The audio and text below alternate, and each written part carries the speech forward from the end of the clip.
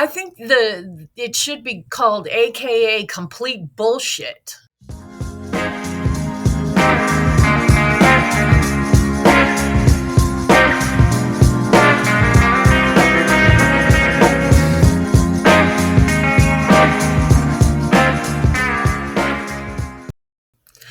Hi guys, it's Devin Harrington, the average Gen Xer. Welcome back to my channel, or welcome if you are new here. On this channel, I talk about things that interest me, and today we are talking about the health at every size movement, aka the fat acceptance movement, aka the fat liberation movement. I found a fascinating Reddit post in the Change My View sub that I am going to read today. However, before we get to that, I still have my three little monkeys, and this is Winkin of Winkin, Blinkin, and Nod, and he is the biggest. He's getting heavy. But I always try to encourage any animals lovers out there, please give fostering a try with your local animal shelter.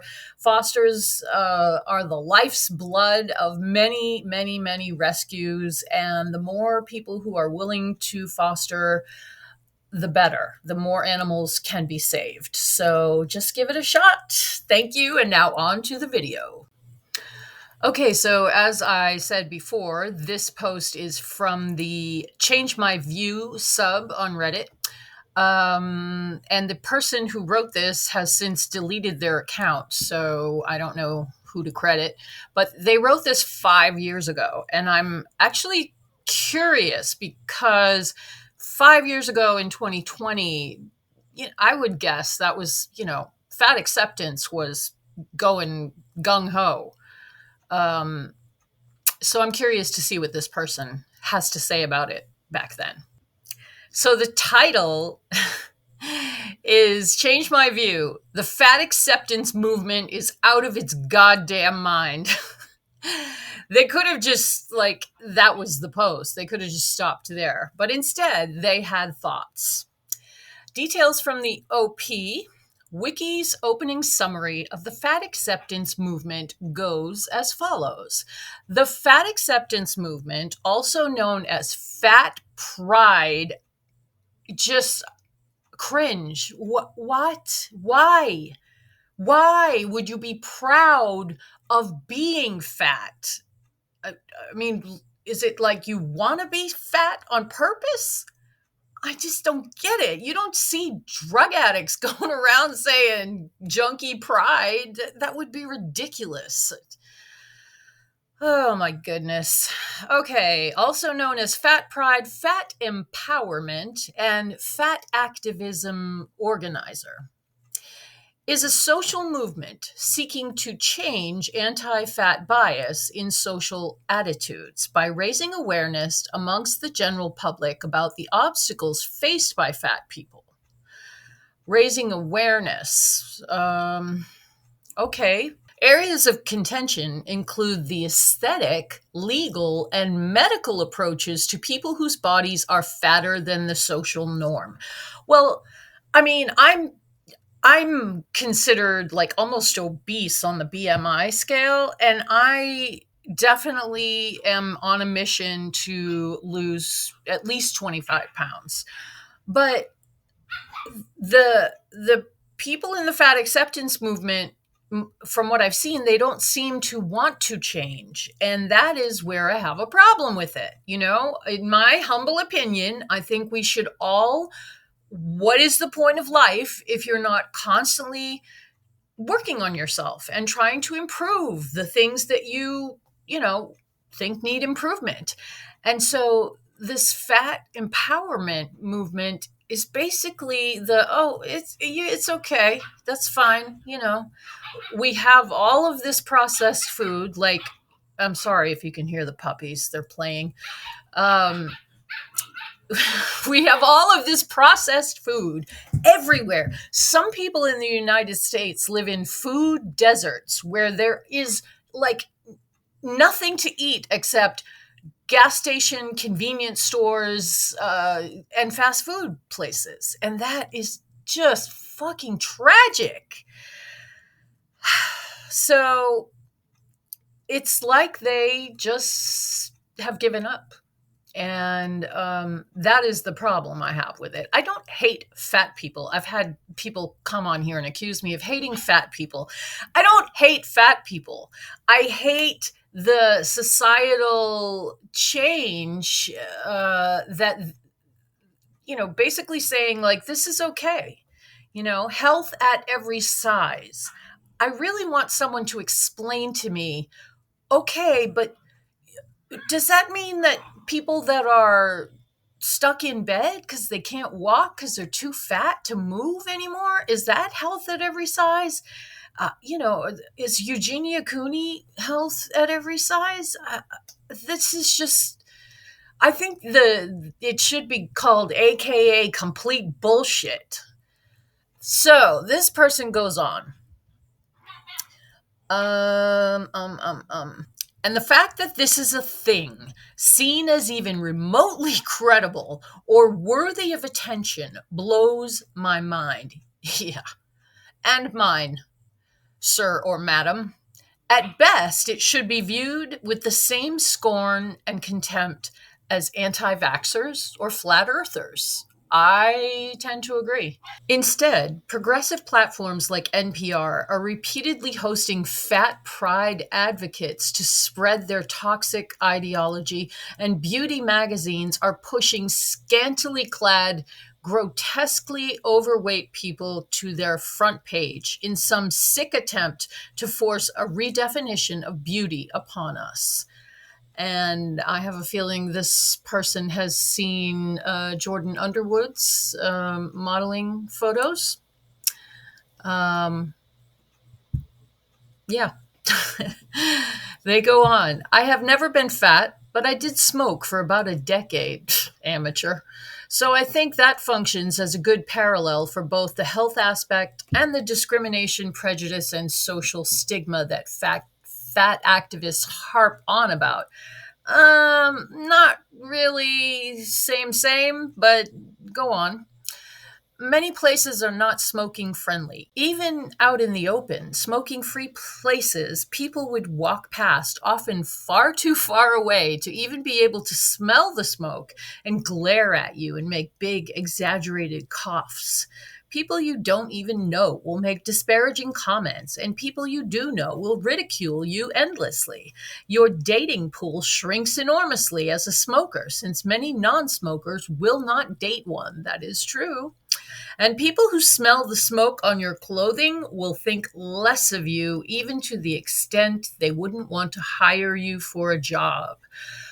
That is also true. Yes, we do have a bias against smokers. Now, I just finished a play. We had our closing performance today. It was called The Cover of Life. It is called The Cover of Life, and it's set during World War II. And everybody smoked then. Everybody. It was just normal. So society thought nothing of it. Now we know the dangers of smoking, and society doesn't want people to smoke because we like people to be healthy. And being fat, yes, that I can see the correlation with that, because we want people to at least want to work on themselves. I don't have a problem with fat people who love themselves and respect themselves and are working on being a better version of themselves. I mean, I would think that's the norm. But this movement is really about, hey, let's just eat all the processed food we're addicted to and say that it's totally cool to be morbidly obese. If having a disgusting habit like smoking causes you to experience these things and you dislike them, stop smoking. That is the only proper response. Forming the third wave of a movement to complain about how other people shouldn't be allowed to judge you on your horrible, disgusting habit is not an acceptable response in regards to smoking or to being fat. Sorry, it's pretty damn objectively unhealthy in either case, and people react accordingly. Yes, I agree with this. The difference, I think, is that you disgusting habits that are not eating, um, are separate from you. But overeating adds more of you. So it is somehow more personal when people dislike your disgusting habit of eating too much junk food. Okay. Some of it just screams entitlement, too. You're not wrong, sir or madam. I'm a tall, oh, it is a guy. I'm a tall and relatively built guy. I get plane seats are uncomfortable, but that someone would have the sheer gall and entitlement to complain about having to buy two plane tickets because they can't fit in one, or being forced to use the handicapped bathroom stall because they can't get the doors closed otherwise, or not being able to move through the aisles in a restaurant without parting tables like Moses at the Red Sea, or that they're worried the seats at a venue might not be able to physically support their weight. These things aren't a form of discrimination or prejudice. Amen. They are not. They're just the most recent in thousands of ignored red flags that you have literally eaten yourself into being too large to interact with the world as it has been built. Yes, this guy knows of which he speaks. At least I agree with him. And, he is probably talking about J-Bay and her petition. I don't know if that was out in 2020. I don't know. Um, anyway, I'm sure she's not the only one that's petitioned for more plane seats. How do you get up the sheer cheek to even complain about these things? I would be so ashamed. I can't imagine even complaining about one of these things to a close friend, much less joining a fucking movement to have the whole world reshaped to fit their massive preferences. It would be like if a bunch of people smoked 3 packs a day for decades and then had the nerve to form a political and social movement to have all stairs replaced with gradual ramps because they get too winded walking up them. I would think the only proper response to such a movement would be to laugh at it, dismiss it, and then ignore it. But for some reason, the fat pride movement has taken off. I don't get it. Change my view. Oh, and before anyone says smoking is a bad comparison to fatness because secondhand smoke is a thing, but secondhand obesity isn't, actually, associating with fat people increases your chances of gaining weight yourself. Yes, I have heard that as well. And that's something that Alan Roberts talks about a lot. That if you hang around with people who have a habit of overeating, it's, if you go out to dinner with people that are just ordering every appetizer and dessert and blah, blah, you're much more likely to eat it. We all know that. So if you are associating with overweight people, it just becomes normal. And that's the problem. The original problem, I suppose, is all the junk food. But it's gotten so prevalent that we're just used to it. So it's normal.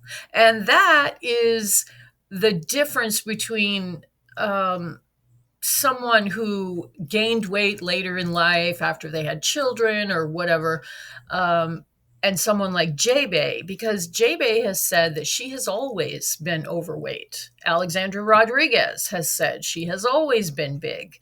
And so they are just used to it. So it's their normal. And I can see why J-Bay would think the way she does, in that she is so used to being morbidly obese that it is her normal. And she just wants to be a normal person because she's normal, because this is her size and it's always been her size. And yeah, I agree with this guy. She does have some cojones to make her petition for widening hallways in hotels. Also, most of us can stand to lose a few pounds. Yes, you are correct, sir. I'm not talking about us. I'm talking about the people who are practically off the charts fat and then need to go become a fat activist to try and justify how that's okay and why the world should conform to their needs. Yes. I think I just said something like that you're used to it, it's your normal, so you're going to demand to be treated like everyone else because you're normal. That's a 6x. Okay, the comments on here. Preacher Judge commented, they still need to get up the stairs, don't they? They got work to do up there. Also, I want them to be able to get up the stairs because I presume things function better when people get to where they're going. Well, we in America have the Americans with Disabilities Act for that purpose. And so that's why you see handicap ramps everywhere. I mean, this is already a thing. It's just now we have a new disability of morbid obesity. And an additional handicap in just the recent past, where now society is going to coddle everyone who is morbidly obese so their feelings don't get hurt. They go on. In general, it seems like you're just wanting people to get punished for the same thing twice. If obesity tends to come with health risks, then that's the consequence. That's why obesity is bad. What's the point of piling consequences on top of that? I guess I just don't understand what you're mad about. If fat people need ramps, then they need ramps. That's all there is to it. Why do you care? So this person is disagreeing. Okay, and the OP actually responded. Well, I'm a little stumped because you replied to my analogy in 2 places and then asked me not to talk about my analogy anymore. So I guess I'll just address the small part of your comment that addressed my non-analogy argument. In general, it seems like you're just wanting people to get punished for the same thing twice. If obesity comes with health risks, so he's quoting that from the previous comment. I guess I just don't understand what you're mad about. Another quote, if fat people need ramps, they need ramps. Why do you care? And the response, it's not about wanting to punish people twice or piling up consequences. It's about not rewarding shitty, unhealthy lifestyle choices by reducing the natural consequences of that shitty, unhealthy lifestyle and meanwhile encouraging other people to live said shitty, unhealthy lifestyle. Yes, sir, absolutely. Additionally, I can think of several ways that this reduction of consequences for the morbidly obese could actually negatively affect other people. Not fitting into plain seats is one of the big ones for the fat pride movement. They're upset they are often forced to buy the seats next to them because they don't fit in one. If the fat acceptance movement have their way, this would not be the case. So on full flights, up to 2 other people wouldn't be able to take the flight because one fat person is there. Additionally, I would have to imagine all passengers would end up paying more for their tickets since you have potentially several individuals taking up some space that normally would have seated 3, and the airline wouldn't be allowed to charge them more for it. So the cost would have to be distributed equally among everyone. Okay, the last comment we'll check out here is from the Thought Experiment. So most people know that being overweight isn't good for their health and feel pressure and shame because of it. But frowning upon and shaming people even more than people already do, which anecdotally people seem to do quite a lot, might actually make things worse. Because losing weight is hard, the shame and social pressure might just result in people feeling powerless and giving up, which isn't going to help. True. What choice are they left with but to stop caring? It would seem like a more productive approach would be for more people to show greater understanding and support for other people and the struggles they go through, and accept that some people may not get there because it can be very challenging, including for reasons that may be outside that person's control, disabilities, genetic predispositions, etc. Yes, and I needed to be reminded of that because I have someone close to me that is just a pretty bad alcoholic. And when they are drunk, they just act like an idiot. And I have cussed them out at 3 o'clock in the morning quite a few times. So support, and compassion. This doesn't seem to be ignoring the problem, but it does mean changing how we think about it and treat each other. An analogy might be drug abuse. Shaming people is a pretty poor way to get people to quit and just alienates people. Whereas approaches that include greater understanding and targeted supportive therapeutic approaches that make people feel empowered and give them options and support tend to be much more effective.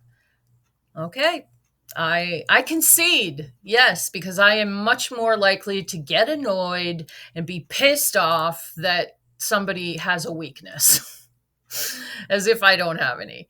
And then the OP responded and said, I think this is the only time I've ever given bulk mass deltas, but 3 of you responded with basically the same point at almost the exact same time, and it seems unfair to just arbitrarily pick one of you. I will concede that maybe shame isn't the best mechanism for altering unhealthy patterns, and I hadn't thought of it. I hadn't thought of that. So delta. Okay, cool. That said, I think this only addresses a tiny facet of the fat pride and fat empowerment and fat acceptance movement.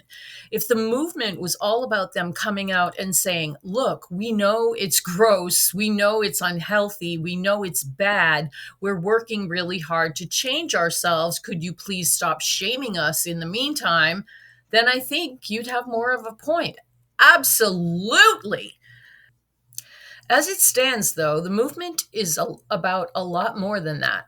There'd be no reason for fat pride activists to be promoting obesity on the cover of vanity magazines or complaining about the physical obstacles fat people face, or like Lindy West has implied, that there's no medically correct or healthy weight to be at if all the fat pride movement was about was what you detailed. Yeah, so there are a lot of different angles to this movement. And Lindy West is a writer and I guess you would say fat activist, and she is also a doctor. She also is an executive producer on Shrill, which is a Hulu comedy series adapted from her memoir.